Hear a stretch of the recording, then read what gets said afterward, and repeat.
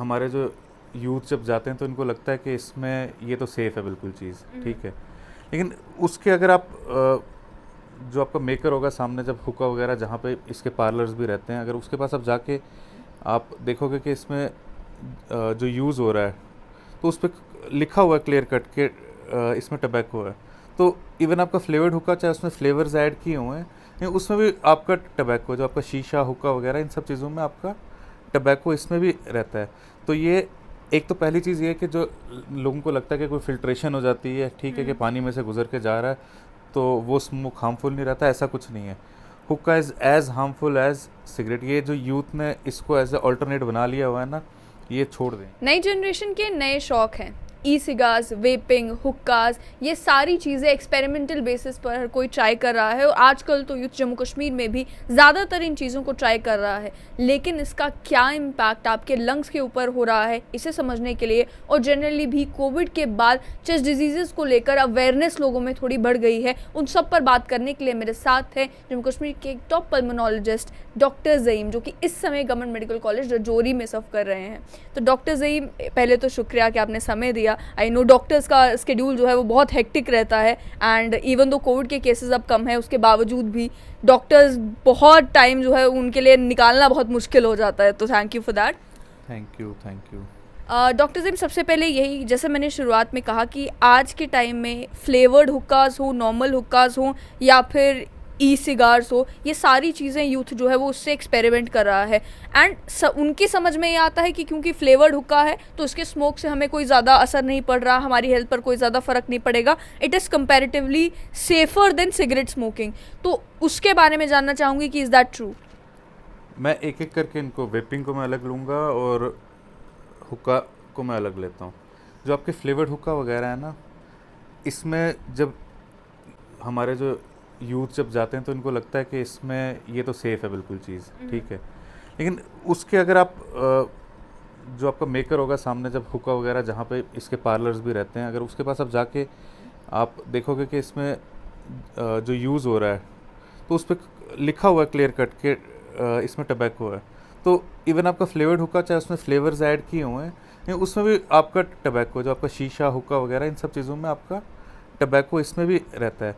तो ये एक तो पहली चीज़ ये है कि जो लोगों को लगता है कि कोई फ़िल्ट्रेशन हो जाती है, ठीक है, कि पानी में से गुजर के जा रहा है, तो वो स्मोक हार्मफुल नहीं रहता, ऐसा कुछ नहीं है। हुक्का is as harmful as cigarette. ये जो यूथ ने इसको एज ए अल्टरनेट बना लिया हुआ है ना, ये छोड़ दें इसको। ये बिल्कुल इसको अल्टरनेट नहीं है। हुक्का उतना ही हार्मफुल है जितना आपका सिगरेट स्मोकिंग हार्मफुल है। और जो फ्लेवर्ड वगैरह हुक्का है ना, इन ये सब में टबैको है, ठीक है। तो जब टबैको आपका इसके अंदर है तो ये सेम एज जो आपका सिगरेट आता है। क्या इसके चेस्ट के ऊपर भी जो अफेक्ट होता है सेम है सिगरेट स्मोकिंग की? एक सिगरेट अगर आपने पिया है या फिर एक टाइम पे अगर आप हुक्का इनहेल कर रहे हैं तो उतना ही इम्पैक्ट आपके लंग्स के ऊपर, उतना ही इम्पैक्ट आपकी सेहत के ऊपर पड़ रहा है, या कंपैरेटिवली थोड़ा सेफर माना जा सकता है? नहीं, बिल्कुल सेफ़ नहीं माना जा सकता इसको। हुक्का कोई सब्स्टिट्यूट नहीं सिगरेट स्मोकिंग का। और ये जो लोगों के दिमाग में ये चीज़ बैठी हुई है ना कि हुक्का कोई सेफ़ चीज़ है, हुक्का स्मोकिंग करके भी हमारे पास हज़ारों लाखों सीए लंग के केसेस, एमआई जो आपका हार्ट अटैक होता है उसके केसेस, सीओपीडी के केसेस हज़ारों लाखों आ रहे हैं। रूरल एरियाज़ में तो पहले से हुक्का चला था, अब ये फ्लेवर्ड हुक्का का नया बना था, तो ये लग रहा था कि लोगों को कि ये नहीं है। उसके पैकेट पे बड़ा बड़ा लिखा हुआ है कि इसमें टबैको है, तो आप कैसे कि उसको कह सकते हो कि ये सेफ़ ऑप्शन है। आपका फ्लेवर्ड हुक्का भी जो है वो उतना ही हार्मफुल है जितना आपका नॉर्मल हुक्का है या आपका जो सिगरेट बीड़ी है। ये सब चीज़ें जो है इक्वली हार्मफुल है। आप ये नहीं कह सकते कि सेफ़र सब्स्टिट्यूट है कि मैं सिगरेट स्मोकिंग छोड़ के हुक्के पे चला जाऊंगा, बिल्कुल नहीं है। और लोगों को लगता है कि इसमें शायद फ्लेवर्ड कुछ है, तो ये इसके अंदर टबैको नहीं। आप उसका जाके देखें ना मैन्युफैक्चरिंग पे, तो उस पर लिखा हुआ है कि इसमें टबैको। इन चीज़ों के पास लोग तभी आते हैं कि इसका एडिक्शन पोटेंशियल है, तभी लोग बार बार इन पार्लर्स में जाते हैं। इनमें सीधा फ्लेवर होता, कोई ऐसी चीज़ होती तो कोई दोबारा आता नहीं इन पार्लर्स में, क्योंकि इसका एडिक्शन पोटेंशियल है, तभी लोग बार बार आ रहे हैं। और इनके पैकेट्स को मैंने खुद देखा हुआ है, इन पर लिखा होता है कि इनमें टबैको है। और इसके ऊपर थॉरो रिसर्च हो चुकी है कि हुक्का जो है कोई सेफर सब्स्टिट्यूट नहीं है। आप कोई भी टबैको प्रोडक्ट लोगे तो आपको हार्म करेगा ही करेगा, इक्वली हार्म करेगा। उतने ही चांसेस हैं इसमें भी आपका सीओपीडी में लैंड अप करने के लिए या फिर आपका सीए लंग में लैंड अप करने के लिए। तो इस चीज़ को तो पहले वो इस चीज़ को जो पूरी हमारी यूथ है वो भूल जाएं कि जो ये फ्लेवर्ड हुक्का को वो सेफ सब्स्टिट्यूट बना के जो चल रहे हैं, या हुक्का को सेफ सब्स्टिट्यूट बना के चल रहे हैं, ऐसा कुछ नहीं है। वेपिंग पे अब आना चाहूँगी, ई सिगार्स और वेपिंग, क्या वो कोई सेफर सब्स्टिट्यूट हो सकता है? क्योंकि बहुत सारे लोग वो जो नॉर्मल स्मोकिंग छोड़ना चाहते हैं वो कई बार ई सिगार्स के ऊपर शिफ्ट कर देते हैं। आपको वैसे इसके बारे में अभी ज़्यादा पता रहेगा। मुझे 2-3 साल पहले मैंने सुना था कि वेपिंग बैन कर दी गवर्नमेंट ऑफ इंडिया ने। मेरे हिसाब से अभी भी स्टेटस उसका बैंड है, और ये भी बहुत ख़तरनाक मार्केट बन रहा है, क्योंकि वेपिंग से भी जो है लंग इंजरीज हो रही हैं। क्यों हो रही हैं? वेपिंग जो है ना, एक रेगुलेटेड मार्केट नहीं है। कोई आपकी चाइना से आ रहा है, कोई आपका किसी और कंट्री से आ रहा है, कहीं थाईलैंड से आ रहा है। अब तो जब से ये हो गया कि आपका बैन होगी जब से वेपिंग, तब से और ज़्यादा अनरेगुलेटेड प्रोडक्ट हो गए। जब आपकी मार्केट अनरेगुलेटेड होती है तो आपको अंदर पता ही नहीं है कि जो आप चीज़ इनहेल कर रहे हो तो उसमें क्या है। और वेपिंग रिलेटेड जो है, मतलब अक्यूट इंजरीज के केसेस, मतलब कि उसका हो गया कि आप स्मोकिंग कर रहे हो ना, तो आहिस्ता आहिस्ता चीज़ें डेवलप करती हैं। इसमें वेपिंग करने के बाद एकदम कभी कभी आपको हॉस्पिटल पहुंचना पड़ता है। क्यों? क्योंकि हमें पता नहीं अंदर क्या प्रोडक्ट है। इनहेल कर रहे हो कोई चीज़ जो आप सिगरेट का उसको सब्स्टिट्यूट बता रहे हो, और उसमें क्या डाला हुआ क्या नहीं है वो है ही नहीं। और बैन होने के बाद अब और अनरेगुलेटेड मार्केट हो गई है।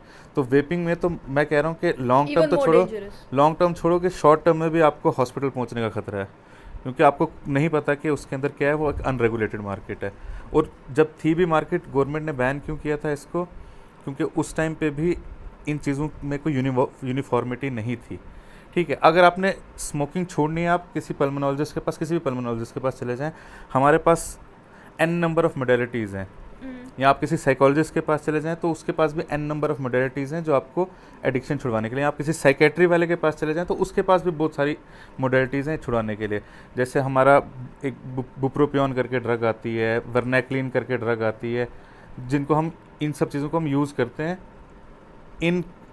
मतलब उसके साथ मिला के, किसके, साइकोथेरेपी के पेशेंट्स के बहुत अच्छे रिजल्ट्स आते हैं। छुड़वाने के लिए। तो आपको हार्मफुल ऑप्शंस के लिए क्यों जाना, जब आपके पास डॉक्टर्स के पास आपके सेफर ऑप्शन है। आपने ई सिगरेट पे जाके एक अनरेगुलेटेड प्रोडक्ट जिसमें आपको पता ही नहीं कि क्या है अंदर, वो यूज़ किस लिए करना है, जब आपको जो आपका साइकेट्रिस्ट या साइकोलॉजिस्ट या आपका चेस्ट फिजिशियन जो है आपको एक बेटर ऑप्शंस दे सकता है स्मोकिंग सेसेशन का। स्मोकिंग सेसेशन हमारे लिए एक अलग पूरा टॉपिक रहता है, एक हमारा इसका अलग क्लिनिक्स रहते हैं। ठीक है, यहाँ पे भी जम्मू में और रजौरी में भी इवन हम आहिस्ता आहिस्ता स्मोकिंग सेसेशन के क्लिनिक स्टार्ट करेंगे कि प्रिवेंटिव हेल्थ के लिए। भाई ये एक अलग फील्ड रहती है पूरी, इसके ऊपर पूरा रिसर्च चल रहा है, एक अलग फील्ड है। और कई सारी मोडेलिटीज़ जो हैं जो काफ़ी ज़्यादा इसमें दिखाया, जिनने मतलब काफ़ी ज़्यादा इंप्रूवमेंट दिखाई है पेशेंट में सेसेशन करने में। उस आपके निकोटीन पैचेस आते हैं, निकोटीन गम्स आती हैं। निकोटीन गम से इतना बहुत ज़्यादा रिस्पांस नहीं आता, लेकिन चलो वो भी एक मोडेलिटी है। पैचेस के बहुत अच्छा रिस्पांस है। वर्नैक्लिन एक करके ड्रग आती है, चैम्पिक्स करके, आपकी उसका बहुत अच्छा है। बुप्रोपियोन का बहुत अच्छे रिजल्ट्स हैं। तो आपने क्यों एक अनरेगुलेटेड मार्केट में जाना, या आपने हुक्का स्मोक करना शुरू कर देना, दूसरा टबैको सब्स्टिट्यूट, या आपने एक ऐसे मार्केट में चले जाना है वेपिंग का कि जिसके बारे में किसी को कुछ पता ही नहीं कि उन प्रोडक्ट्स के अंदर क्या है। तो मेरे हिसाब से आप अगर अपने स्मोकिंग सेसेशन करनी है, एक हुक्का बार में जाने के बजाय, या अपने प्रॉपर कोर्स करें एडिक्शन छोड़ने के लिए, आप अपने साइकेट्रिस्ट को इन्वॉल्व कर लें, या आप अपने चेस्ट फिजिशियन को कर लें, साइकोलॉजिस्ट को इन्वॉल्व कर लें, आपकी सक्सेस रेट बहुत अच्छी रहेगी स्मोकिंग सेसेशन की। इसके अलावा जानना चाहूँगी कि कितने सारे ऐसे केसेस अब आपने देखे हैं जहाँ पर यंगस्टर्स जो हैं वो हाई लेवल चेस्ट डिजीज़ के साथ आ रहे हैं, जहाँ पे उनके लंग्स बुरी तरीके से इन्वॉल्व हो गए हैं इसी वजह से, बिकॉज देव बिन स्मोकिंग बहुत यंग एज से। क्योंकि पहले जो ट्रेंड देखने को मिलता था वो बिल्कुल अलग था। वहाँ पर 50-60s की एज में जाकर जो है वो पेशेंट्स आते थे तो उनके चेस्ट बुरी तरह इन्वॉल्व होते थे, और पूछो तो मालूम चलता था कि चेन स्मोकर रहे हैं काफ़ी समय से, उसकी वजह से उनके लंग्स इन्वॉल्व हो गए हैं। अब क्या ये ट्रेंड चेंज होकर यंगस्टर्स में भी आ गया है कि उनके चेस्ट भी बुरी तरीके से इन्वॉल्व हो रही है? ओवरऑल परसेंटेज जहाँ तक मैं आपको अगर हम स्टडी करें ना, तो परसेंटेज ऑफ स्मोकिंग जो है वो कम हुई है, लेकिन नंबर ऑफ़ स्मोकर्स इंक्रीज़ हुआ है क्योंकि पॉपुलेशन हमारी बढ़ी है।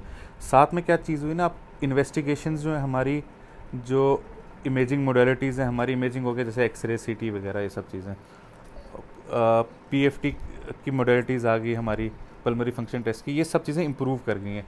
तो उससे क्या हो रहा है, सीओपीडी के पेशेंट्स जो पहले 80, 70, 60 इस एज ग्रुप में पकड़े जाते थे, वो अब जल्दी डायग्नोज हो रहे हैं। तो 30-40s में, मेरा ये नहीं मानना है कि पहले सीओपीडी के पेशेंट्स नहीं थे, अब लोगों ने ज़्यादा हैवी स्मोकिंग करनी शुरू कर दी। हमारी मतलब ये है कि मोडेलिटी से अब जल्दी सीओपीडी के पेशेंट्स पकड़े जा रहे हैं। पर इस चीज़ से हमें ये भी पता लगा है कि जो हम पहले सोचते थे कि 60s में 70s में COPD का ऑनसेट होता है, तो वैसा नहीं है। वो ऑनसेट जो है अब इन डिजीज़ का भी जल्दी हमें पता लग रहा है कि 40s में भी इसका ऑनसेट हो जाता है। और बाकी अब COPD, लंग कैंसर वगैरह को छोड़ दें, सबसे पहले जो सबसे बड़ा किलर होता है स्मोकिंग से, वो होता है MI, मायोकार्डियल इन्फार्क्शन, जिसको आप हार्ट अटैक कहते हैं। स्मोकर्स के सबसे ज़्यादा चांसेस होते हैं कि वो MI से उसकी डेथ हो सकती है। MI के केसेस जो है हमारे 35 की एज में भी आपको मिल रहे हैं, बिल्कुल 30s में हमारे बहुत ज़्यादा केसेस आ रहे हैं। तो उसका क्या रीज़न है? उनमें भी हम देखते हैं बेशतर लोग जो हैं वो स्मोकर्स होते हैं, जो MI जिनको होता है। कुछ में ऐसे केसेस भी हैं कि जिनमें नई स्मोकर्स को भी हो रहा है MI, लेकिन हम मैक्सिमम अगर केसेस में देखेंगे, इसकी अगर कोरिलेशन निकालेंगे तो पॉजिटिव कोरिलेशन आती है किसके साथ? MI वगैरह के साथ। तो आप MI से, स्ट्रोक से, COPD से, लंग कैंसर से, किसी ना किसी मोडेलिटी से आप जो है स्मोकिंग करने पे आप इफ़ेक्ट होने ही होने वाले हो। आप लाइफ टाइम स्मोकिंग करोगे तो आप 99.99% चांसेस हैं कि आपकी डेथ का जो कारण बनेगा वो स्मोकिंग ही बनेगी। और इसमें मेरा ये मानना है कि आप जितना जल्दी इसको छोड़ देंगे उतना आपका इम्प्रूवमेंट होने के चांसेस हैं। इवन आप एक सिगरेट स्मोक कर रहे हैं, वो भी आपको हार्म दे रहा है, क्योंकि इसमें कार्सिनोजेंस हैं, ठीक है? वो आपको किसी कार्सिनोमा के करीब ले जा रहा है, किसी और डिजीज़ के करीब। बहुत सारे लोग हैं जो ये सोचते हैं कि हम इतना फ्रीक्वेंटली तो स्मोक नहीं करते, माना कि महीने में एक बार स्मोक कर लिया या फिर 2 महीने में एक बार स्मोक कर लिया, तो इससे तो कोई ज़्यादा फर्क पड़ना नहीं चाहिए, इससे एडिक्शन भी नहीं होगी, सेफ साइड पर रहेंगे, स्मोक भी कर लेंगे। क्या ये थॉट प्रोसेस गलत है? क्या वो एक सिगरेट भी जो आप महीने में 2 महीने में एक बार ले रहे हैं, क्या उससे भी आपकी बॉडी पर असर पड़ रहा है? देखिए, क्योंकि मैं इनके साथ जो अपना स्मोकिंग सेसेशन क्लिनिक के साथ भी इन्वॉल्व रहा हूँ, तो मैं आपको ये चीज़ बता सकता हूँ कि जो लोग हैवी स्मोकर्स बने हैं ना, वो इनिशियली इसी माइंडसेट के साथ चलते रहे हैं क्या कि हम हफ्ते में एक सिगरेट पीते हैं तो कुछ नहीं होता। आप एक दफ़ा अपने अंदर एक एडिक्शन को रख रहे हैं ना, अगर चाहे हफ्ते में एक दफ़ा भी आप पी रहे हैं, आप अगले 5 साल का अपना ट्रेजेक्टरी नहीं आप प्रिडिक्ट कर सकते कि आप ये कहाँ पे जाएगा। मैक्सिमम लोग जो हैं वो सारे स्टार्ट किए हैं ओकेजनल स्मोकर से ही। तो ये ओकेजनल स्मोकिंग जो है ना, ये कोई हल नहीं है इस चीज़ का कि हम बीच में हफ्ते में एक दफ़ा कर रहे हैं। आप एक दफ़ा भी अपने अंदर कार्सिनोजेंस ले रहे हो, एक एक सिगरेट में हज़ारों कार्सिनोजेंस होते हैं, वो ले रहे हो, ये एक्सेप्टेबल नहीं है। तो आप ओकेजनल स्मोकर भी, पार्टी स्मोकर भी नहीं हो सकते। ये भी चीज़ आपके लिए डेंजरस है। ये स्मोकिंग कम तादाद में भी आपके लिए डेंजरस है। आपको हार्ट डिजीज़ के लिए ससेप्टेबल करेगी, आपको मैलिग्नेंसीज के लिए ससेप्टेबल करेगी। और आप अगर ओकेजनल स्मोकर हैं तो बहुत बहुत ज़्यादा चांसेस है कि आप आगे जाके चेन स्मोकर बन जाएंगे। क्योंकि मैक्सिमम हमने जब इनकी हिस्ट्री पूरी अगर देखते हैं हम इन पेशेंट्स की, तो ये इनिशियली जो है ओकेजनल स्मोकर से ही सब स्टार्ट हुए हैं चेन स्मोकर।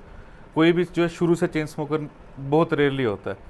सब पहले ओकेजनल स्मोकिंग से स्टार्ट हो के सोशल प्रेशर में, पेयर प्रेशर में आके स्मोकिंग करते करते और बाद में चेन स्मोकर्स बने। तो मेरा ये मानना है कि ओकेजनल स्मोकिंग भी नहीं होनी चाहिए।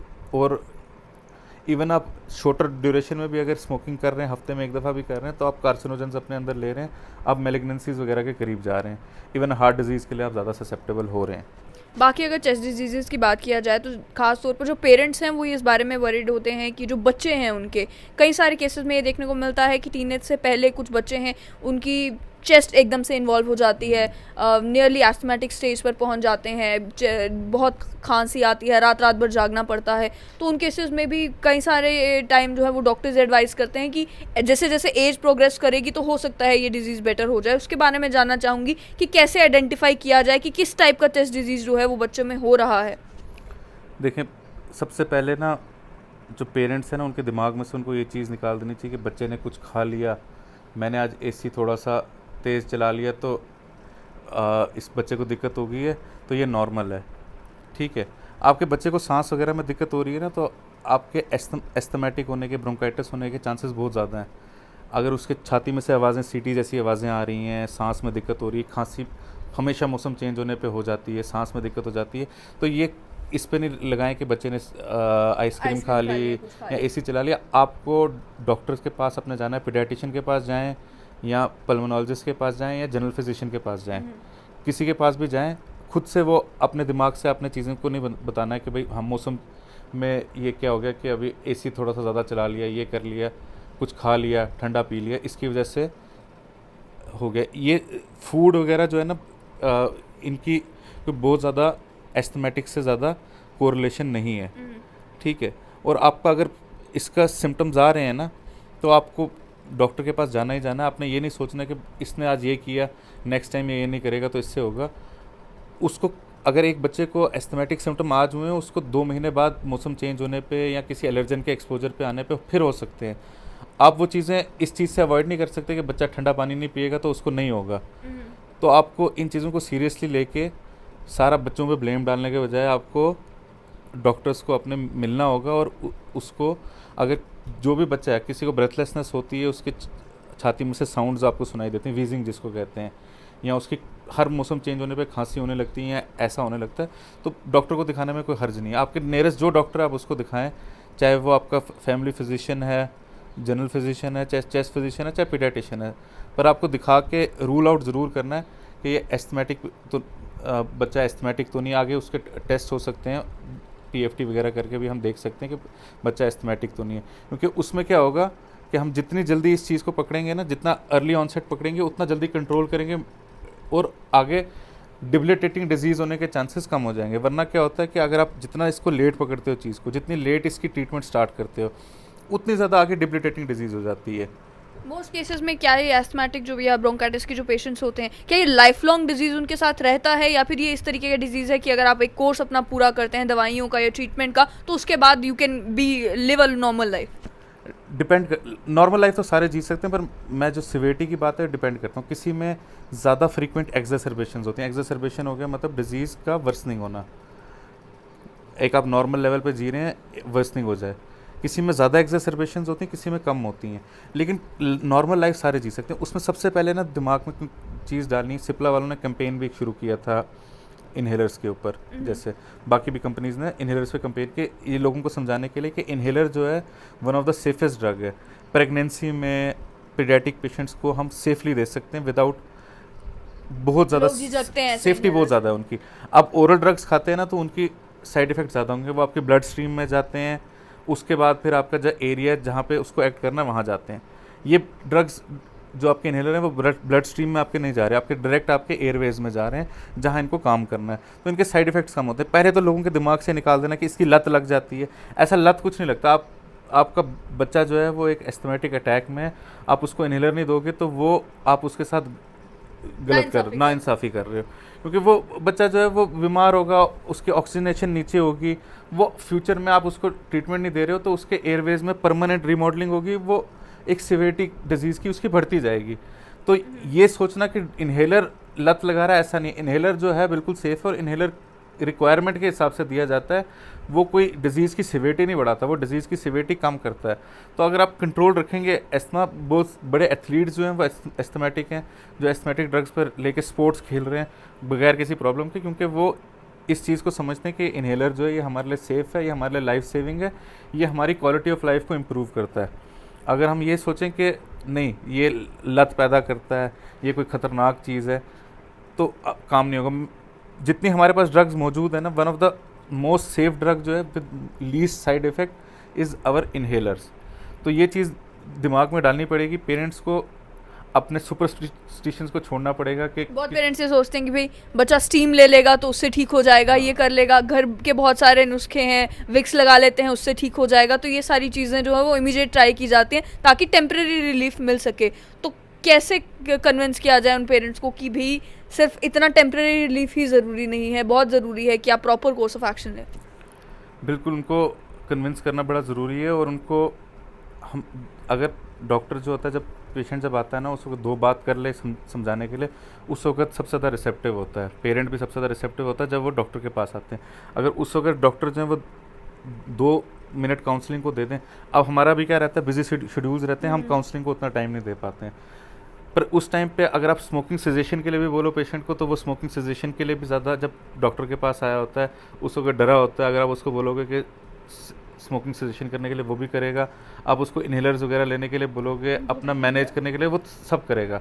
जब वो डॉक्टर के पास आया तो काउंसलिंग उस टाइम पे जो हमारा भी फ़र्ज़ बनता है, डॉक्टर्स को भी मेरी अपील रहेगी कि हम 2 मिनट उनको काउंसल भी करें।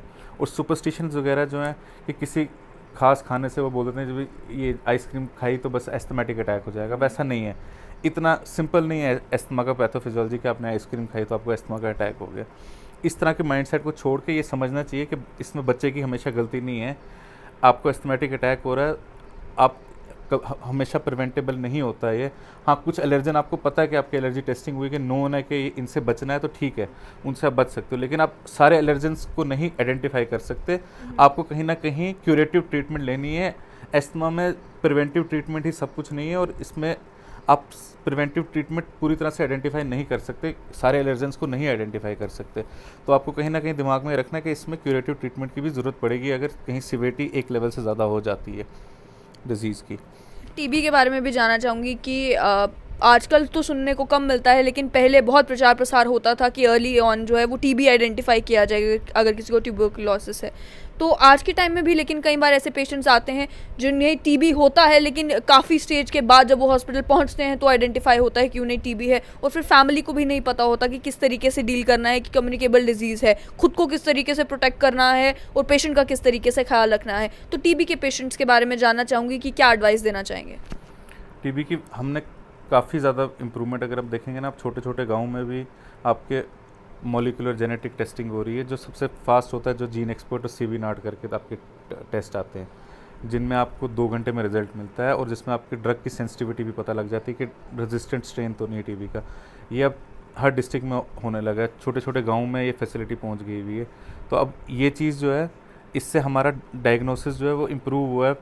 हमारा डिजिटल एक्सरेज भी गांव गांव में पहुंच गए हैं, काफ़ी ज़्यादा इम्प्रूवमेंट हुई। लेकिन अभी भी जो है एक तबका बचा हुआ है, काफ़ी ज़्यादा एक पेशेंट का चंक बचा हुआ है जो हमारे पास बहुत लेट आता है।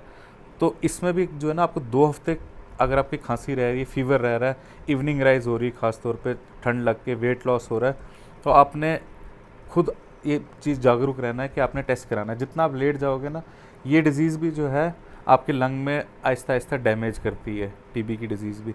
जितना आप लेट ट्रीटमेंट लोगे फ़र्क पड़ता है, डिज़ीज़ और एक्सटेंसिव हो जाती है। तो आपने जितनी नेसेंट स्टेज पे डिज़ीज़ को पकड़ोगे, जितना जल्दी ट्रीटमेंट करोगे ना, तो उतना ज़्यादा रिलीफ आपको जल्दी मिलेगा। और इतना ज़्यादा हो चुका है कि टीबी का ऐसे फॉर्म्स में आ रही है, और इवन पहले हम कहते थे कि लो सोशो इकोनॉमिक स्टेटा में डायबिटीज़ और HIV बढ़ने की वजह से ये मिडिल क्लासेस में भी बहुत ज़्यादा टीबी के केसेस हो गए हुए हैं। तो हमें क्या है कि 2 हफ्ते अगर आपकी खांसी रहती है, वेट लॉस होता है, फीवर होता है, तो आपको डॉक्टर के पास जाना चाहिए, अपना स्पूटम एनालिसिस या अपना चेस्ट एक्सरे, इनमें से जो चीज़ें हैं उनको आप मोडेलिटीज़ को आपको लेके अपना डायग्नोसिस करवाना चाहिए। अगर आप अपना 2 हफ्ते खांसी के बाद फीवर हो रहा है, वेट लॉस हो रहा है, आप बैठे रह रहे हैं, 2-4 महीने और टाइम दे रहे हैं, तो आप ये खुद अपने लिए मुसीबत को बुला रहे हैं। आपको जितना जल्दी इसको डायग्नोज करवाएंगे, जितनी जल्दी ट्रीटमेंट स्टार्ट होगी, उतने ज़्यादा अच्छे रिजल्ट्स आएंगे इसमें। और पूरी क्यूरेबल डिजीज़ है। आप 6 मंथ ट्रीटमेंट खाते हैं, हमारे मैक्सिमम पेशेंट जो हैं वो पूरी तरह क्योर होते हैं, फेलियर रेट बहुत कम है इनमें। तो ये चीज़ करना मेरे हिसाब से बड़ा इंपॉर्टेंट है हमारा, कि किसी को ये नहीं सोचना चाहिए कि मेरे को टीबी नहीं हो सकता। ये मिडिल क्लासेस में भी हो रहा है, लोअर क्लासेस में तो हो रहा था, हमारे मिडिल क्लासेस में भी हो रहा है। डायबिटीज़, HIV वगैरह के और बाकी इम्यूनोसप्रेसेंट्स वगैरह के यूज़ की वजह से ये चीज़ें बढ़ रही हैं। तो हमें सबको ये सोच के चलना चाहिए, 2 हफ्ते खांसी फीवर हो रहा है तो अपने आप को एक बार टेस्ट करवा लेना चाहिए। डॉक्टर साहब, आखिर में कोविड-19 को लेकर भी अभी फ़िलहाल केसेस कम आ रहे हैं, तो जानना चाहूँगी कि क्या अभी भी कुछ ऐसी प्रिकॉशंस हैं जो लेने की ज़रूरत है, या फाइनली लोग जो हैं वो शांत हो सकते हैं कि अब कोविड-19 की फ़िक्र करने की कम से कम ज़रूरत नहीं है? मेरे हिसाब से बहुत ज़्यादा भीड़ वगैरह उन चीज़ों को अभी भी अवॉइड करना चाहिए। दिल्ली में हम देख रहे हैं कि केसेस बढ़ रहे हैं, तो हमें कभी भी बैक फुट पे नहीं रहना चाहिए। हमारे हेल्थ केयर प्रोवाइडर भी जो हैं उनको भी ये सोच के चलना चाहिए कि अभी भी ये चीज़ का आगे फिर से वेव आ सकती है। और मेरे हिसाब से कोई हेल्थ केयर में तो हमारी मीटिंग्स वगैरह होती रहती हैं, कोई भी इसको हल्के में नहीं ले रहा है कि आगे और वेव्स भी आ सकती हैं। वैक्सीनेशन जिनकी बची हुई है, जिनको प्रिकॉशन डोज के मैसेजेस आ रहे हैं, वो प्रिकॉशन डोज जो आपका बूस्टर डोज है वो लें। जिनकी वैक्सीनेशन अभी कंप्लीट नहीं हुई है, ऑलमोस्ट मैक्सिमम लोगों की कंप्लीट हो चुकी हैं, तो वो भी करें। उसके अलावा अभी भी जो है ज़्यादा भीड़ वगैरह को अवॉइड करने की कोशिश करें। ज़्यादा एक ऐसे जगह पे ना जाएं। अगर बहुत ज़्यादा भीड़ है, मास्क वगैरह का यूज़ करना अभी भी कंटिन्यू करें। आपस में अगर आप साथ में कहीं पे बैठ रहे हैं तो देखें कि सबकी वैक्सीनेशन पूरी हो। अपने ऑफिस में ऐसे ऑर्डर्स निकालें जिससे इंसेंटिव मिले लोगों को वैक्सीनेट होने के लिए। तो ये सब चीज़ें अगर होंगी, हमने देखा कि थर्ड वेव हमारी जो थी वो माइल्डर थी, उसमें सबसे बड़ा रीज़न जो था वैक्सीनेशन थी, क्योंकि काफ़ी ज़्यादा वैक्सीनेशन हो चुकी थी कंपेयर टू सेकंड वेव। तो हमने देखा है कि ये वर्क करती है वैक्सीनेशन। तो जिसका प्रिकॉशन डोज के लिए भी आ रहा है वो करवाएं, और जो नहीं अभी भी कुछ लोग अगर बच गए जिन्हें वैक्सीनेशन नहीं कराई तो वो वैक्सीनेशन कराएं। और बहुत ज़्यादा भीड़ को मेरे हिसाब से अभी भी अवॉइड करना चाहिए।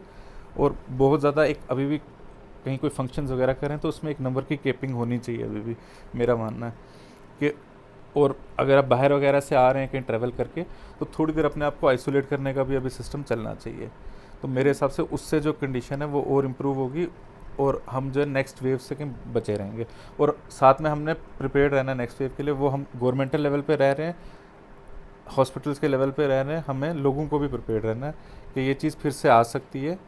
तो कुछ लेवल ऑफ प्रिकॉशन जो है, जैसे अब स्कूल्स वगैरह भी खुल गए, बाकी चीज़ें बिजनेसेस खुल गए, वो सब चलता रहे, पर साथ में कुछ लेवल ऑफ प्रिकॉशन जो है वो मेंटेन रहे। आप बैठ रहे हैं मास्क के बगैर तो कम से कम दोनों लोग जो है वैक्सीनेटेड होने चाहिए, वरना आप अगर नहीं है एक वैक्सीनेटेड तो सोशल डिस्टेंसिंग होनी चाहिए, ठीक है। तो अगर आप बहुत ज़्यादा भीड़ में जा रहे हैं तो मास्क भी होना चाहिए।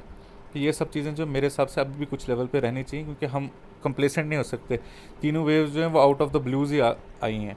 तो ये वेव अगर चौथी भी आएगी तो वो अचानक आ सकती है। यहाँ पे हम देखते हैं बड़ी अचानक से वेव आती है और तब टाइम नहीं मिलता संभलने का। तो बेहतर है कि प्रिकॉशन लिए जाएँ।